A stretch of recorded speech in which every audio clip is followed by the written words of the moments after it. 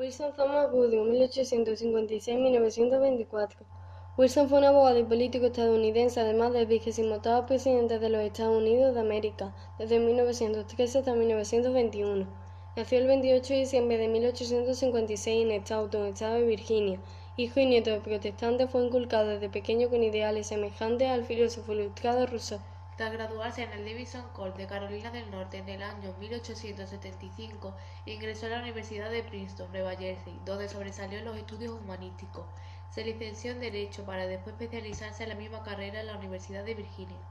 En el año 1882, Wilson abrió su propio bufete en Atlanta, Georgia, pero por falta de clientes y poca motivación reemprendió sus estudios en la Johns Hopkins University de Baltimore, centro por el que entonces estaba constituido por los mejores especialistas en ciencias políticas. Allí fue condiscípulo de Frederick Jackson Turner.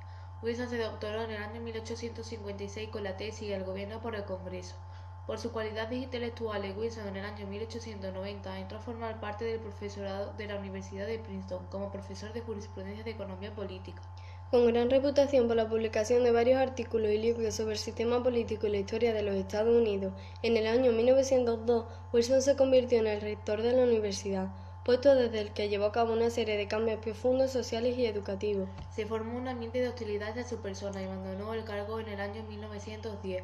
Gracias a su iniciativa, Wilson se convirtió en un verdadero paladín de la democracia e igualdad, circunstancia que supo aprovechar para lanzar su carrera política. Vinculado al Partido Demócrata, pasó luego a la política y fue gobernador de Nueva Jersey desde 1911 hasta 1912. Sus reformas políticas y sociales en Nueva Jersey llamaron la atención para convertirle en candidato a la presidencia, terminando con la hegemonía política republicana. En las elecciones presidenciales de 1912 obtuvo una abrumadora mayoría, favorecida por la división del voto republicano. Durante sus 2 mandatos como presidente, llevó adelante el programa de la Nueva Libertad, consistente en reforzar la intervención del poder central en apoyo de la democracia. Reorganizó el sistema bancario americano creando un banco central. Introdujo la elección directa de los senadores por sufragio universal, extendió el derecho de voto a las mujeres, luchó contra los monopolios y trató de frenar el consumo de alcohol con la ley seca. Pero fue la política exterior en la que hubo de asumir los mayores retos.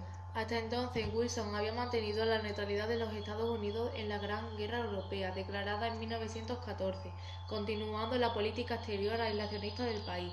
Sin embargo, en 1917 se vio obligado a romper sus promesas de neutralidad ante los ataques submarinos alemanes a la navegación en el Atlántico.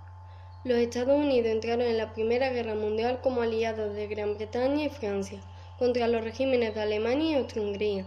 Con su peso industrial y militar desequilibraron la contienda en favor de los aliados, mostrándose así como gran potencia. En 1918 formuló un programa moral demócrata y pacifista de 14 puntos que debían inspirar los tratados de paz y el orden de la posguerra. Algunos de estos puntos fueron la prevención de alianzas secretas y la constitución de una sociedad de naciones que garantizara el arreglo pacífico de los conflictos. Defendía la independencia de los pueblos con identidad cultural propia que habían estado sometidos al Imperio austrohúngaro, al Imperio otomano o al Imperio ruso. Terminada la guerra, se trasladó a Europa para participar en la Conferencia de Paz de París en 1919, donde los países vencedores se reunieron bajo el denominado Comité de los Cuatro, constituido por Wilson, George, primer británico, Clemenceau, primer ministro francés, y Orlando, jefe del Ejecutivo italiano, y allí descubrió el revanchismo y las ambiciones territoriales de los vencedores. Decepcionado por los compromisos que se vio obligado a aceptar, regresó a Estados Unidos sin otro éxito significativo que el de haber conseguido que se creara la Sociedad de Naciones. Por entonces, además, la oposición republicana había obtenido la mayoría en el Congreso y desde allí expresaría su desaprobación a la política de Wilson. El Senado rechazó el ingreso en la Sociedad de Naciones que había contribuido a crear su presidente. Wilson lanzó una campaña para ganarse el apoyo de la opinión pública, pero un colapso la apartó de la actividad política, dejándole inválido para el resto de su mandato. En 1919 recibió el Premio Nobel de la Paz.